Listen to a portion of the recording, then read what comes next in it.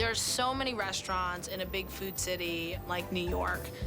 Sometimes you need to get off the grid. As many times as I've been to New York, I can count on one hand the times I've been to Staten Island.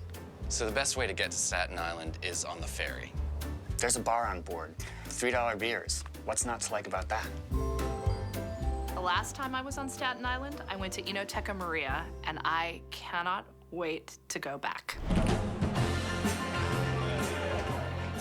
It's a restaurant where the owner has invited different grandmothers or nonnas to cook. So any given night will be a different grandmother from a different part of Italy making her special cuisine, like a farm-to-table granny joint.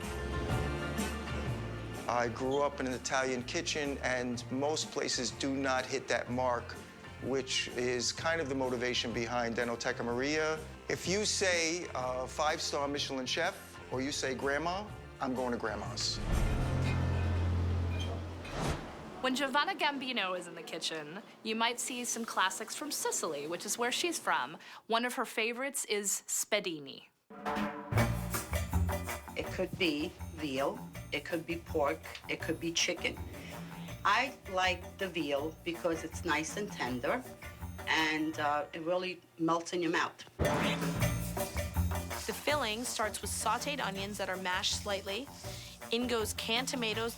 And here's a cooking tip that only an Italian nonna would know. She adds just a pinch of baking soda to tame the acidity of the tomatoes. Then she adds pine nuts and raisins, and then she takes it off the heat and adds breadcrumbs and Parmesan cheese.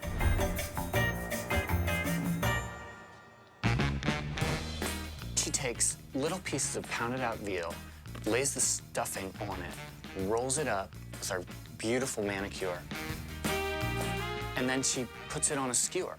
And then she adds a piece of onion, a bay leaf, and there might be 5 or so on the skewer.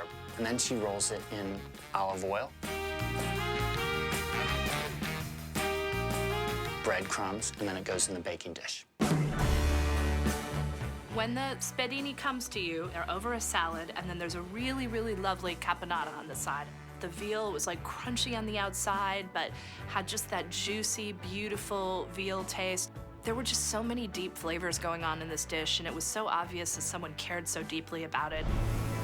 I love food, it's my passion. I start cooking and I kind of forget all the problems. It's like I do it with my heart. Hi! Christina Carrozza is cooking for you. You're going to get northern Italian food because that's where she's from. The name of the chicken dish that I made is pollo umbriaco, which means drunken chicken. She takes the chicken pieces and they get fried in a whole lot of butter. She takes a pan and scatters a bed of red and yellow onions down, and then the chicken pieces go in, a bottle of burgundy, and then some rosemary. And then it's covered in foil, and then it bakes. Once the chicken is done baking, she strains off the braising liquid into a pot, adds reconstituted chopped porcini mushrooms, and cooks that down to make a beautiful sauce. It comes out to the table, and there's a bed of polenta and the pieces of chicken and the flecks of onion and rosemary drowning in this sauce. It smells delicious, it's very aromatic, and it's really, really excellent. It's like a Sunday dinner masterpiece. I think my food tastes so good because I love what I do. I love cooking. It's my passion. It's my drug.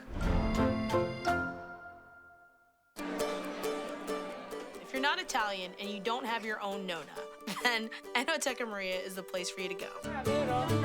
Having a grandmother cook for you, even if it's not your grandmother, is an amazing experience. They want to serve, they want to nurture, they want to take care of their customers. Towards the end of the night, when they come out of the kitchen, they get a standing ovation. They get hugs, they get kisses, they get flowers, they get money slipped into their apron.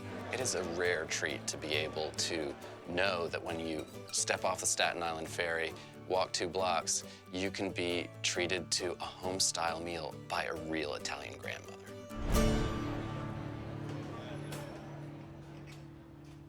Mamma mia. Napoleon pizza, Napoleon pizza.